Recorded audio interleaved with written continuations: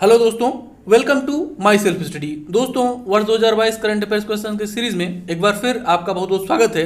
दोस्तों, आज के इस वीडियो में हम डिस्कस करेंगे मार्च माह के अभी तक के प्रमुख करंट अफेयर्स क्वेश्चन आंसर्स। हमेशा अक्सर दोस्तों मैं यहाँ पे आपको प्रश्नों का उत्तर तो बताऊंगा ही, साथ ही टॉपिक से रिलेटेड इंपॉर्टेंट फैक्ट्स बताऊंगा और उन्हीं फैक्ट्स रिलेटेड वीडियो के अंदर से एक प्रश्न पूछूंगा जिसका उत्तर आपको देना होता है। यहाँ पर दोस्तों वीडियो को स्टार्ट करने से पहले पीछे का एक कुछ जो है कि क्विक रिवीजन कर लेते हैं। तो दोस्तों आपको बता चलूं कि अभी कुछ समय पहले ही वीवा कार्निवल फेस्टिवल का आयोजन गोवा राज्य में किया गया, जबकि best film of the year का अवार्ड शेरशाह मूवी को दिया गया। वहीं दोस्तों भारतीय वायुसेना के द्वारा स्टर ब्रिज नामक युद्धाभ्यास ओमान की वायुसेना के साथ किया गया, जबकि दोस्तों पूर्व ऑस्ट्रेलियाई तेज स्पिन गेंदबाज शेन वॉन की मृत्यु थाईलैंड में हो गई है। वहीं दोस्तों जो है कि रूस दुनिया में सर्वाधिक आर्थिक प्रतिबंधों वाला देश बन गया है, जबकि ईरान के द्वारा नूर 2 नामक सैन्य उपग्रह का सफल प्रक्षेपण किया गया है। वहीं दोस्तों भारतीय नौसेना ने मिलन नामक नौसैनिक युद्धाभ्यास का आयोजन विशाखापत्तनम में किया है। तो चलिए दोस्तों स्टार्ट करते हैं आज के अपने पहले प्रश्न से, और प्रश्न है मार्च 2022 में यूक्रेन में भारतीय दूतावास को निम्नलिखित में से किस देश में स्थानांतरित कर दिया गया है। और आपके ऑप्शंस हैं हंगरी, पोलैंड, बेलारूस या फिर रूस। तो दोस्तों इसका सही आंसर हो जाएगा ऑप्शन सेकंड, पोलैंड। इस संदर्भ में दोस्तों आपको बता चलूं कि जैसा कि आप जानते हैं कि वर्तमान समय में यूक्रेन और रूस का युद्ध चल रहा है, और इस युद्ध की स्थिति में जो भारत का यूक्रेन में दूतावास है उसको अब शिफ्ट किया जा रहा है यूक्रेन के पड़ोसी देश पोलैंड में। दोस्तों पोलैंड जो है कि इसका ऑफिशियल नेम पोलैंड रिपब्लिक है और यह एक यूरोपियन कंट्री है। वहीं दोस्तों आपको बता चलूं कि जो पोलैंड है उसकी राजधानी वार्सा है और मुद्रा जॉल्टी है। हालांकि दोस्तों याद रखिएगा कि पोलैंड जो है वह यूरोपियन यूनियन का मेंबर तो है, लेकिन वहाँ की मुद्रा अभी यूरो नहीं हुई है। उन्होंने अपनी मुद्रा को एज इट इज रखा है और उसका नाम है जॉल्टी। वही दोस्तों आपको बता चलूँ कि पोलैंड जो है ईयू के अलावा नाटो और यूएनओ का भी सदस्य है। अगला प्रश्न है मार्च 2022 में निम्नलिखित में से किस देश में भारत सरकार के प्रतिनिधि मुकुल आर्य जी का रहस्यमय परिस्थितियों में निधन हो गया। और आपके ऑप्शंस हैं यूक्रेन, फिलिस्तीन, इजराइल या फिर बेलारूस। तो दोस्तों इसका सही आंसर होगा ऑप्शन सेकंड, फिलिस्तीन। इस संदर्भ में दोस्तों आपको बता चलूं कि यह जो मुकुल आर्य जी हैं यह वर्ष 2007 बैच के आईएफएस ऑफिसर थे और वर्तमान समय में इनकी तैनाती फिलिस्तीन में भारत सरकार के प्रतिनिधि के रूप में यानी कि एक राजदूत के रूप में थी। और दोस्तों इनको इनकी ऑफिस में जो है कि मृत अवस्था में, रहस्यमय परिस्थितियों में मृत अवस्था में पाया गया। यह बहुत ही दुखद घटना थी। और इसके बाद दोस्तों इनके जो परिवार वालों ने उन्होंने जो है कि इसकी उच्च स्तरीय जांच की मांग की है, जिसे कोर्ट ने मान भी लिया है।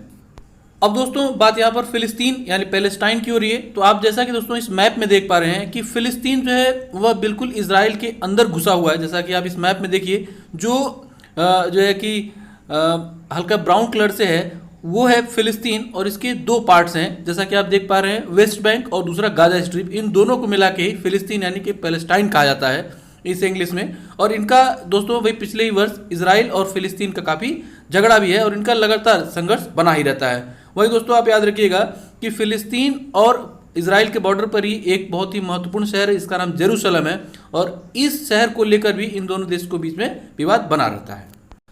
अगला प्रश्न है मार्च 2022 में यूएनओ द्वारा जारी वर्ल्ड हैप्पीनेस इंडेक्स में निम्नलिखित में से कौन सा देश शीर्ष स्थान पर रहा। और आपके ऑप्शंस हैं फिनलैंड, डेनमार्क, आइसलैंड या फिर स्विट्जरलैंड। तो दोस्तों इसका सही आंसर होगा ऑप्शन फर्स्ट, फिनलैंड। इस संदर्भ में दोस्तों आपको बता चलूं कि लगातार 5वें वर्ष फिनलैंड जो है वह टॉप पे रहा है। वहीं पर दोस्तों अगर हम दूसरे, तीसरे और चौथे स्थान पर रहे देशों की बात करें तो वह क्रम उसी प्रकार है जैसा कि ऑप्शंस में दिया हुआ है, यानी कि दूसरा स्थान डेनमार्क को, तीसरा स्थान आइसलैंड को, जबकि चौथा स्थान स्विट्जरलैंड को प्राप्त हुआ। यहीं पर दोस्तों बात फिनलैंड की हो रही है। तो आपको बता चलूं कि फिनलैंड की राजधानी हेलेंस्की और यहाँ की जो मुद्रा है वह यूरो कहलाती है। यह दोस्तों यूएनओ और यूरोपियन यूनियन का सदस्य। ध्यान रखिएगा दोस्तों कि फिनलैंड जो है वह नाटो का सदस्य नहीं है।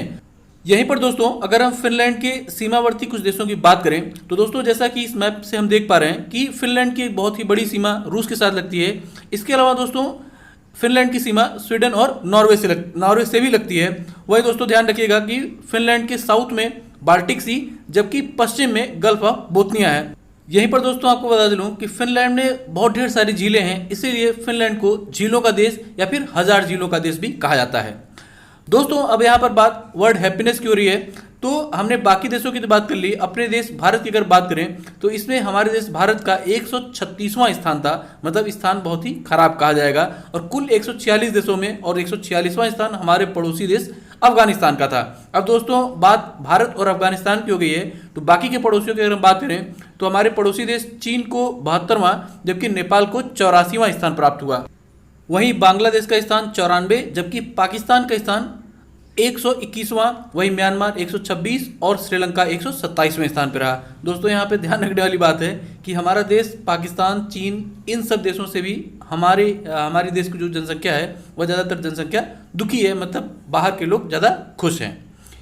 अब बढ़ते हैं दोस्तों अगले प्रश्न की तरफ, और अगला प्रश्न है मार्च 2022 में भारतीय सेना ने निम्नलिखित में से किस देश की सेना के साथ दस्तलिक नामक युद्धाभ्यास किया? और आपके ऑप्शंस हैं कजाकिस्तान, उज्बेकिस्तान, तुर्कमेनिस्तान और तजाकिस्तान। तो दोस्तों इसका सही आंसर होगा ऑप्शन थर्ड, उज्बेकिस्तान। यहीं पर दोस्तों अगर हम हाल फिलहाल में ही संबंधित कुछ प्रमुख युद्धाभ्यासों की बात करें तो एक युद्धाभ्यास था दोस्तों कोबरा वॉरियर, जिसे ब्रिटेन की वायुसेना द्वारा आयोजित किया जाना था, लेकिन दोस्तों रूस यूक्रेन के युद्ध को देखते हुए इसको स्थगित कर दिया गया। वहीं दोस्तों स्लिनेक्स नामक युद्धाभ्यास भारत और श्रीलंका के बीच में इसके 9वें संस्करण का आयोजन विशाखापत्तनम और अंडमान निकोबार द्वीप समूह में किया गया, जबकि दोस्तों भारत ने जापान की सेना के साथ कर्नाटक के बेलगाम में धर्म गार्डियन नामक युद्धाभ्यास किया। वहीं दोस्तों आपको बता चलूं कि नौसैनिक अभ्यास मिलन का आयोजन भारतीय नौसेना द्वारा विशाखापत्तनम में किया गया, और इस युद्धाभ्यास में 46 देशों की सेनाओं ने भाग लिया। अगला प्रश्न है दोस्तों मार्च 2022 में निम्नलिखित में कहां पर देश के सबसे बड़े तैरते हुए, ध्यान रखिएगा दोस्तों, तैरते हुए सोलर पावर प्लांट का उद्घाटन किया गया? और आपके ऑप्शन हैं बीना मध्य प्रदेश, सिक्किम, थुथुकुडी तमिलनाडु या फिर खंडवा मध्य प्रदेश। तो दोस्तों इसका सही आंसर हो जाएगा ऑप्शन थर्ड, थुथुकुडी तमिलनाडु। और दोस्तों आपको बता चलूं कि इससे पहले अभी कुछ समय पहले ही एक न्यूज़ आई थी कि थुथुकुडी में ही जो है कि देश के पहले फर्नीचर पार्क का भी स्थापना किया गया है। अगला प्रश्न है मार्च 2022 में माइक्रोसॉफ्ट द्वारा निम्नलिखित में से किस शहर में देश के सबसे बड़े डेटा सेंटर को स्थापित करने की घोषणा की गई है? और आपके ऑप्शंस हैं पुणे, हैदराबाद, चेन्नई या फिर मुंबई। तो दोस्तों इसका सही आंसर होगा ऑप्शन सेकंड, हैदराबाद। यहाँ पर दोस्तों ध्यान रखिएगा कि सबसे बड़े डेटा सेंटर की बात हो रही है, तो सबसे बड़ा डेटा सेंटर हैदराबाद में स्थापित किया जा रहा है, जो कि इससे पहले जो बाकी के ऑप्शंस दिए गए हैं पुणे, चेन्नई और मुंबई, इन तीनों शहरों में ही पहले से ही माइक्रोसॉफ्ट ने अपना डेटा सेंटर स्थापित कर रखा है। अब दोस्तों बात यहाँ पर हैदराबाद की हो रही है, तो आपको बता चलूं कि अभी कुछ समय पहले ही हैदराबाद में 100% महिलाओं की भागीदारी वाले इंडस्ट्रियल पार्क की भी स्थापना की गई है, जबकि हैदराबाद में ही ओपन डॉग म्यूजियम की भी स्थापना अभी कुछ समय पहले की गई है। वहीं दोस्तों देश का पहला डॉग पार्क भी हैदराबाद में ही स्थापित किया गया है। और दोस्तों अभी कुछ समय पहले ही संत रामानुजाचार्य के स्टैचू ऑफ इक्वेलिटी का उद्घाटन प्रधानमंत्री मोदी जी के द्वारा हैदराबाद में ही किया गया है।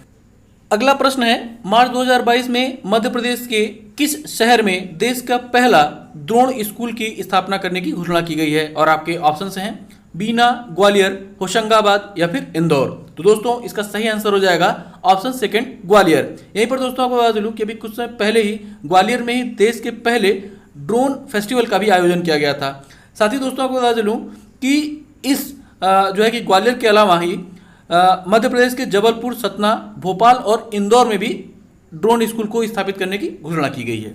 अगला प्रश्न है मार्च 2022 में निम्नलिखित में से कौन अंतर्राष्ट्रीय एकदिवसीय क्रिकेट मैचों में सर्वाधिक विकेट लेने वाली महिला गेंदबाज बन गई? और आपके ऑप्शंस हैं मिताली राज, हरमनप्रीत कौर, झूलन गोस्वामी या फिर स्मृति मंदाना।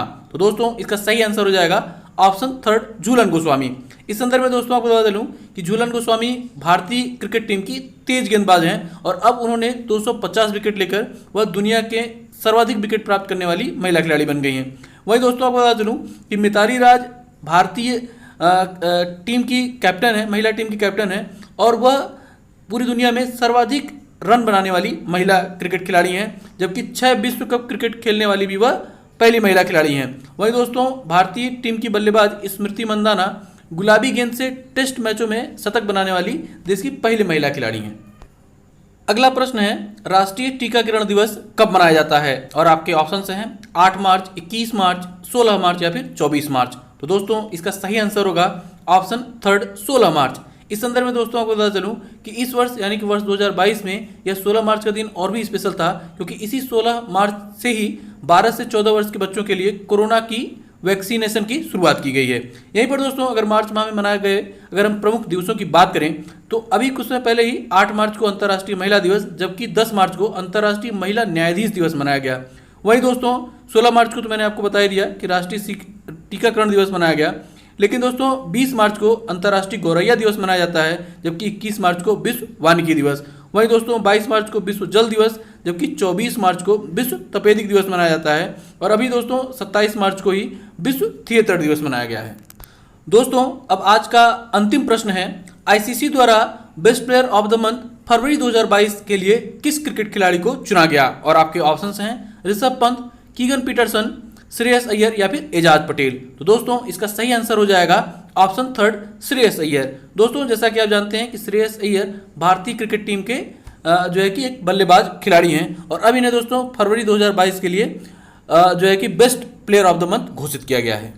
तो दोस्तों बारी है अब आज के प्रश्न की, और प्रश्न है मार्च 2022 में जारी किए गए वर्ल्ड हैप्पीनेस इंडेक्स की सूची में भारत को कौन सा स्थान प्राप्त हुआ? और आपके ऑप्शन हैं 72वां, 82वां, 136वां या फिर 139वां। हमेशा की तरह दोस्तों अगर आपने पूरी वीडियो बहुत ध्यानपूर्वक देखा होगा तो इस प्रश्न का सही उत्तर आपको इसी वीडियो में तक मिल गया होगा। प्रश्न का सही उत्तर नीचे आप कमेंट बॉक्स में कमेंट करके हमें बता सकते हैं। दोस्तों इसी तरह के इंटरेस्टिंग क्वेश्चन सर्च के लिए आप हमारा फेसबुक पेज माई सेल्फ स्टडी को भी ज्वाइन कर सकते हैं। फेसबुक पेज का लिंक नीचे डिस्क्रिप्शन बॉक्स में दे दिया गया है। तो दोस्तों उम्मीद करता हूं कि वीडियो जरूर आपको पसंद आई होगी और आपको कुछ न कुछ जानने को मिला होगा। वीडियो अगर आपको पसंद आई हो और आपको कुछ न कुछ जानने को मिला हो, वीडियो को लाइक और शेयर करना ना भूलिएगा, साथ ही चैनल को सब्सक्राइब भी। इसी नोट के साथ दोस्तों वीडियो को समाप्त करता हूं और मिलता हूं आपसे अगली वीडियो में, तब तक के लिए जय हिंद।